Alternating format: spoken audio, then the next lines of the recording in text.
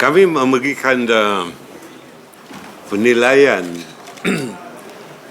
kepada pembengkelan tahun lalu di mana kita telah melihat pencapaian kepada 38 program utama KKDW yang meliputi soal modal insan, keusahawanan,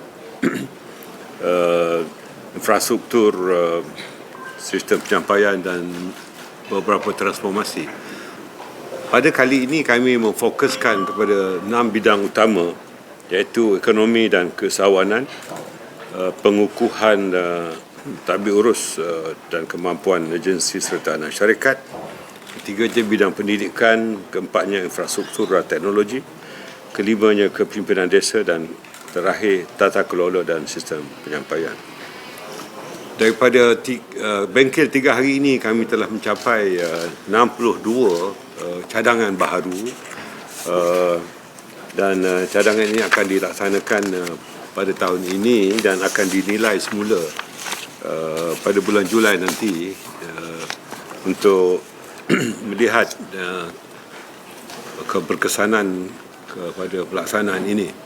Dan yang penting ialah impak sosial kepada kumpulan sasaran kita iaitu penduduk luar bandar, kawasan desa dan juga bumi putera keseluruhannya di Sabah dan Sarawak juga.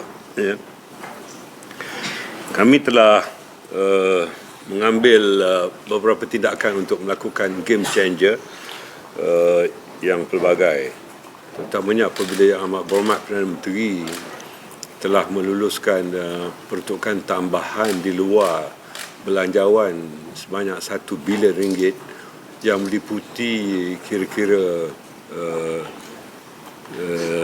15,000 kampung di seluruh negara untuk peningkatan program-program ekonomi, di mana Perdana Menteri telah mengarahkan kami untuk membuat program ekonomi ini. Peruntukan akan diberikan antara RM50,000 hingga RM100,000 setiap kampung.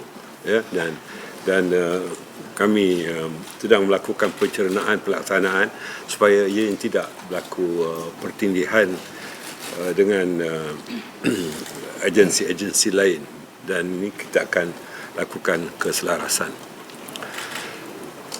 Pendekatan kami di KKW ialah untuk bekerjasama dengan lain-lain kementerian, jabatan dan agensi supaya kita tidak bekerja secara silo, kerana kita mempunyai kumpulan sasaran biarpun di luar bandar, tetapi kita tahu bahawa kira-kira 8.05 juta penduduk Malaysia ini berada di kawasan luar bandar, dan ini meliputi kira-kira 24.7% daripada seluruh penduduk di negara kita. Namun kumpulan ini adalah kumpulan yang harus diberikan keadilan untuk disantuni dengan program-program dan projek-projek yang bersesuaian, terutamanya dari segi infrastruktur, dari segi liputan telekomunikasi 5G, dan juga dalam aspek-aspek pendidikan dan keusahawanan serta industri mikro, kecil dan sederhana. Dan dalam hal ini sebagai langkah awal kami telah mengambil keputusan untuk seluruh ahli-ahli Majlis Pengurusan Tinggi ataupun Mesyuarat Pengurusan Tinggi KKDW ini untuk diuniformkan dengan kolaborasi Angkatan Pertahanan Awam, daripada saya sendiri yang pangkat private, Timbalan Menteri dan lain-lain akan pakai uniform APM. Dan untuk itu kami juga telah menyarankan agar di bawah kami juga di kalangan pegawai di semua peringkat, termasuklah 64,000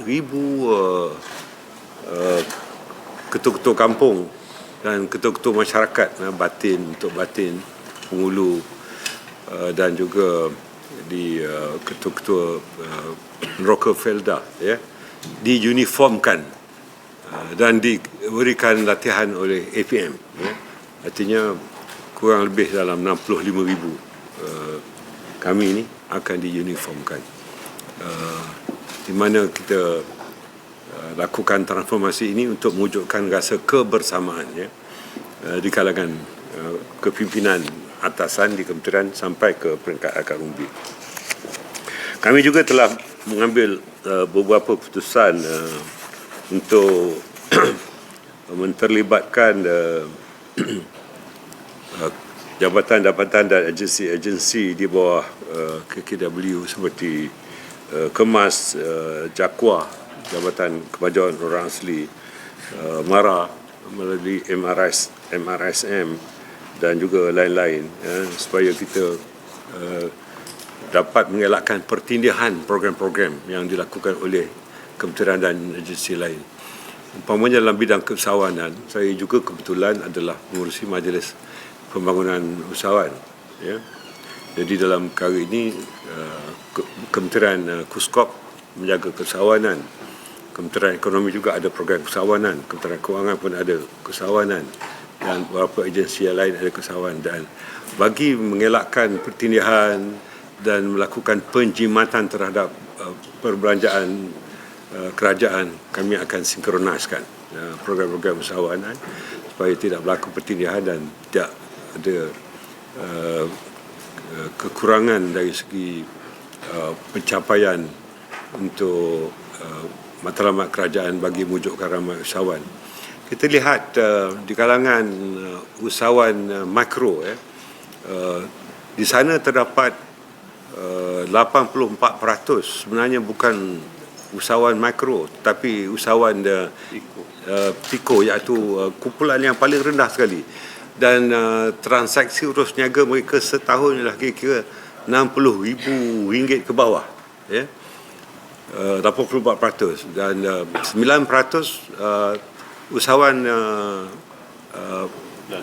PIKO, nano, dan hanya 7% saja usahawan makro yang jualannya, hasil jualannya antara RM300,000 hingga RM3 juta.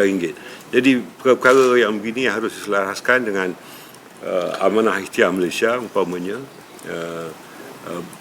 pihak Baitul Mal, pusat pengagihan zakat dan sebagainya, supaya kita lihat keberkesanannya. Jadi kementerian kita mengambil beberapa langkah proaktif kerana secara kebetulan saya juga pengurusi jawatankuasa kabinet mengenai beberapa sektor yang lain, dan kita selaraskan ini untuk kita melihat dari segi keberkesanan dalam belanjawan kerajaan. Secara kebetulan minggu hadapan Jemaah Menteri akan ada pemukiman secara kebetulan, jadi saya akan bawa input yang telah kita putuskan pada hari ini, antaranya untuk ke bengkel berkenaan ataupun perbukinan berkenaan bagi pelaksanaan.